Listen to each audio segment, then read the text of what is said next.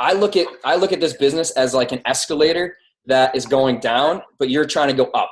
You're trying to climb up an escalator that's on its way down, right?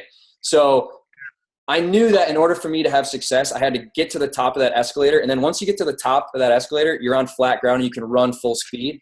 But in the beginning, that first year, you're going against the traffic. That thing's coming down. So you're like going full speed, but you're not really, it doesn't seem like you're moving anywhere.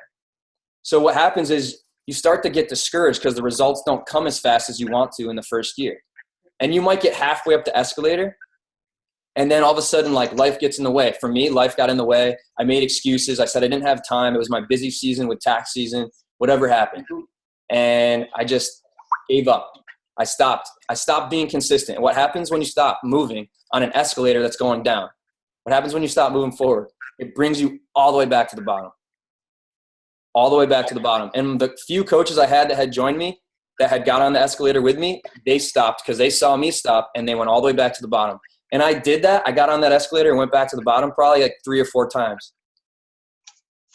And finally I hit the point where I was like, I've been on this stupid escalator for 3 or 4 effing years. I'm sick and tired of it. I'm seeing all these coaches create this success. They're not doing anything amazing. They're just staying consistent with those simple, vital behaviors, and they're doing it for a year whether they feel like it or not.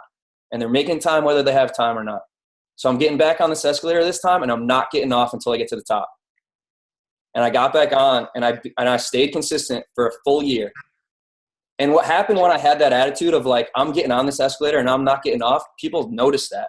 It wasn't like, oh, this Pat kid's desperate for me to join him in this as a coach. It was like, wow, this kid's going to the top. If I go with him, I'll be successful.